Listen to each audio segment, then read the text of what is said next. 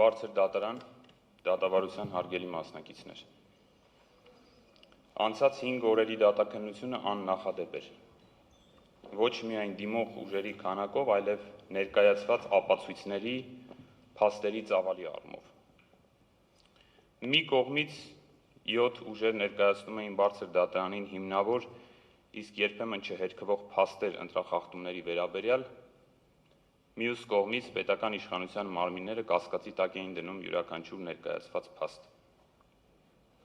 Ինչպես ի սկզբանե նշել էի բացատրությանս մեջ, պատասխանողն ասելու է, ապացուցեք, թե քանի ձայն է փոխվել, ապացուցեք, թե քանի ընտրող է փոխել իր ընտրությունը, ապացուցեք, որ առանց այդ խախտումների արդյունքը այլ կլիներ։ Այդպես էլ եղավ։ Իսկ ո՞րն է այս գործով ապացուցման առարկան կամ գործի մեխը։ Այն,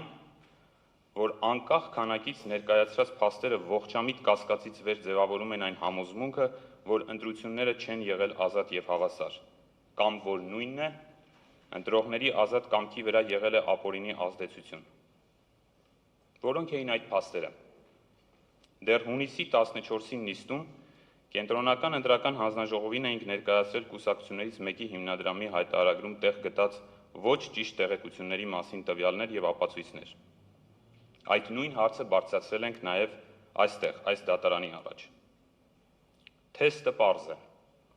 Պետք է ստուգել, թե արդյոք կգերազանցեր քաղաքացիական պայմանագրի նախընտրական հիմնադրամի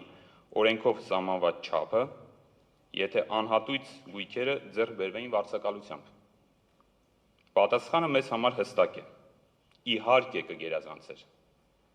Քանի որ 20,000 ՀՀ դրամով նախընտրական քարոզարշավի ժամանակ հնարավոր չէ գույք վարձակալել Պրոշյան համայնքում։ Ոչ էլ 50,000 դրամով Երևանի Մամիկոնյանց փողոցում, այն էլ 1,5 ամիս ժամկետով։ Բոլոր պայմանագրերը կնքված են 1,5 ամիս ժամկետով։ Մենք չենք ասում, թե անհատույց գույք չի կարող օգտագործվել։ Մենք ասում ենք, եթե այդպես է, ապա պետք է արտացոլվի վարձակալությանը համարժեք շուկայական արժեքը, ինչպես որ պահանջում է ընտրական օրենսգիրքը։ Իսկ այդ արժեքը, ինչպես հենց քաղաքացիական պայմանագրի հայտարարագրի վարձակալած գույքերի մասին տվյալներ բաժնում է արտացոլված, անգամներ ավելի բարձր է անհատույց օգտագործման համար տրամադրված գույքի արժեքից։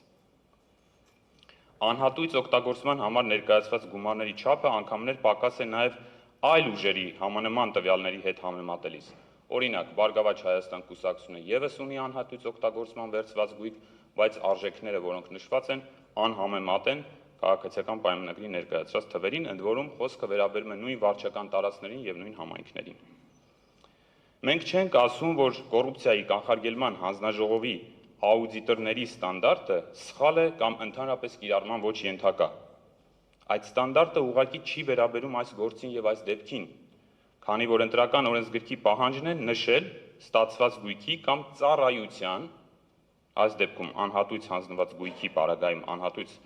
ուրեմն գույք անհատույց հանձնելու պայմանագրի շուկայական արժեքը։ Հետևաբար պետք է նշվեր մեկ շատ պարզ տվյալ, ինչ կարժենար անհատույց տրամադրված գույքը, եթե այն վարձակալվեր։ Եվ եթե նշվեր վարձակալության շուկայական արժեքը կավելանար, այդ դեպքում նախընտրական հիմնադրամը, խոսքը վերաբերում է 130 անշարժ գույքերի։ Իհարկե կավելանար։ Համանման իրավիճակ ունենք նախընտրական քարոզարշավի ժամանակ նույն ուժի կողմից քարոզարշավի ընթացքում ներգրավված անձանց վարձատրության կամ վարձատրության բացակայության դեպքում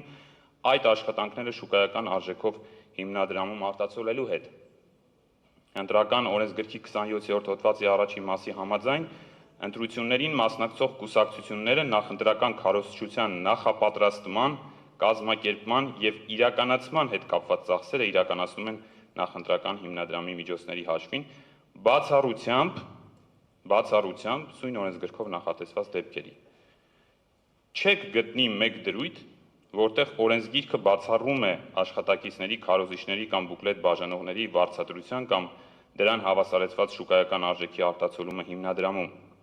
Եթե պայմանական ընդունենք, որ դրանք չպետք է ներառվեին, ինչը այդպես չէ, հիմնադրամի ծախսերի բաժնում, ապա ինչու էր Կենտրոնական ընտրական հանձնաժողովը միասյան թևերից պահանջում ներկայացնել բոլոր աշխատակիցների շուրջ 260, մոտ 260 աշխատանքային կամ ծառայությունների մասնման պայմանագրերը եւ դրանք ներառել նախընտրական հիմնադրամում։ Հիմա ունենք հետեւյալ իրավիճակը։ Ըստ այստեղ ներկայացված փաստերի քաղաքացիական պայմանագրի 588 գրասենյակներում առնվազն 1 աշխատակից կարող էր լինել։ Այդ գրասենյակները օգտագործում էին նախընտրական քարոզարշավի ժամանակ եւ չնչին է հավանականությունը, որ դրանցից ոչ մեկ չի համակարգվել ինչ որ անձի կամ անձանց կողմից, կամ որ ամբողջ քարոզարշավի ընթացքում այդ գրասենյակները կողպված են եղել։ Եթե միջին կամ միջինից ցածր չափով հաշվարկենք գրասենյակը համակարգողի վարձատրությունը, բոլոր հարկերը, պահումները, սոցիալական վճարները եւ այլն ներառյալ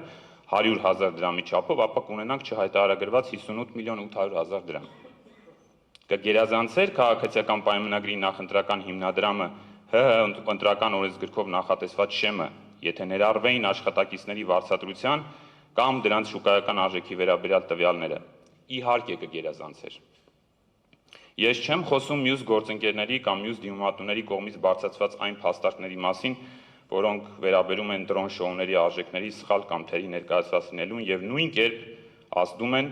հիմնադրամի օրենքով սահմանված շեմի ավելացման վրա։ Ինչու ենք այսքան կարևորում վերը նշված փաստերը, բարձր դատարան։ Ժողովուրդը սահմանելով հավասարությունը եւ ազատությունը որպես ընտրությունների սկզբունք հստակ է եղել իր ցանկության մեջ։ Քաղաքական ուժերը պետք է ունենան հավասար հնարավորություններ եւ մրցեն հավասար պայմաններում։ Հավասարության սկզբունքի բովանդակության մաս է կազմում հավասար պայմաններում նախընտրական քարոզարշավի իրականացումը։ Իսկ այդ պայմաններից մեկն էլ հիմնադրամի սահմանաչափն է, որը տվյալ դեպքում գերազանցվել է սույն գործով երրորդ անձի կողմից եւ կենտրոնական ընտրական հանձնաժողովը չի արձանագրել կամ բավարար կարողություն չի ունեցել պարզելու եւ հակազդելու այդ խախտմանը։ Ինչ տեղի կունենար, եթե քաղաքացիական պայմանագրի նախընտրական հիմնադրամում արտացոլվեին չհայտարարագրված կամ պակաս հայտարարագրված գումարները։ Ըստ ընտրական օրենսգրքի 27-րդ հոդվածի 3-ից 5-րդ կետերի կիրառման հերթականության, կենտրոնական ընտրական հանձնաժողովի դիմումի հիման վրա դատարանը ուժը կորցրած է ճանաչելու սույն գործով երրորդ անձի ընտրական ցուցակի գրանցումը, եւ սա իմպերատիվ պահանջ է։ Հավասարության սկզբունքի խախտման մեկ օրինակ եւս, ամենապարզ դրսևորմամբ։ Դուք բոլորդ այս դահլիճում ներկա գտնվողները կարծում եմ տեսել եք նարնջագույն սրտիկներով կապույտ մեքենաները։ Դրանք 1-2 օր նույնիսկ կանգնած էին Սահմանադրական դատարանի շենքի դիմաց։ Դրանք բոլորը, անխտիր բոլորը, կահավորված են Հայաստանի Հանրապետության կառավարության 2005 թվականի 2137N որոշմամբ սահմանված կարգի խախտմամբ։ Այդ կարգի խախտումը առաջ է բերում վարչական պատասխանատվություն վարչական իրավախախտումների վերաբերյալ օրենսգրքի 124.2 հոդվածի հիման վրա, իր բոլոր հետևանքներով, այսինքն վարչական տուգանքի նշանակում եւ իրավախախտման վերացում, այլ կերպ ասած, այդ տեսքով մեքենաները այլևս չպետք է շահագործվեին քարոզարշավի ընթացքում։ Ամբողջ քարոզարշավի ընթացքում դրանք շրջել են Երևանում եւ տարբեր համայնքներում, իսկ առանձին դեպքերում նույնիսկ պարեկների ուղեկցությամբ։ Մեր մայիսի 13-ի հարցմանը, թե տուգանվել են արդյոք այդ մեքենաները կամ դրանց վարորդները կամ այն շահագործող ընկերությունը, ոստիկանությունը ուշադրություն, մայիսի 13-ին դիմել ենք, հունիսի 5-ին նախընտրական քարոզարշավի նախավերջին օրը միայն պատասխանել է, որ դա անձնական տվյալ է եւ չի կարող նման տեղեկություն տրամադրել։ Ինչ վերաբերում է կառավարության որոշման խախտման հիմքով վարույթ հարուցելուն, ապա ոստիկանությունը կձեռնարկի միջոցներ իր լիազորությունների սահմաններում։ Արդեն քարոզարշավը ավարտվել էր։ Ի հակադրումն սրա մեր ուժի կողմից օգտագործվող տրանսպորտային միջոցների վարողների նկատմամբ կիրառվել են վարչական պատասխանատվություն քարոզարշավի ժամանակ, իբրև թե իմ կողմից քիչ առաջ հիշատակված կառավարության որոշման կանոնների խախտման պաստառապատում իրականացնելու եւ այդպես տրանսպորտային միջոցները վարելու համար այդ որոշումները մենք ստիպված ենք եղել բողոքարկել եւ վարույթները կարճվել են, այսինքն տուգանքները վարչական պատասխանատվության ենթարկելու որոշումները եղել են ակնհայտ անհիմն։ Ինչու պետք է նույն իրավական ակտով սահմանված կանոնները գործեն մեկ կուսակցության համար եւ ոչ մյուսի նկատմամբ։ Կամ ոստիկանությունը ցուցաբերի լոյալ վերաբերմունք այդ պահին իշխող կուսակցության նկատմամբ եւ ոչ իրավաչափ տուգանի ընդդիմությունը ներկայացնող ուժին։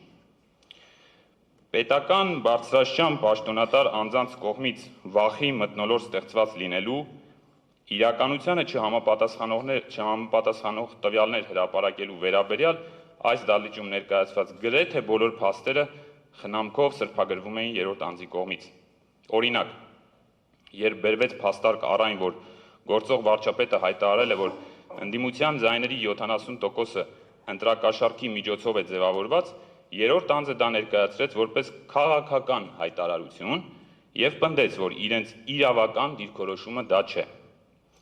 Այլ կերպ ասած, կիրառվում էր մոտավորապես այս տրամաբանությունը, ես հիշեցնեմ բարձր դատարան, որ եւ Արդարադատության միջազգային դատարանը եւ Մարդու իրավունքների եվրոպական դատարանը վաղուց ձևավորել են նախադեպային իրավունք, որով բարձրաստիճան պաշտոնատար անձած քաղաքական խոսքին տրվում է իրավական գնահատական։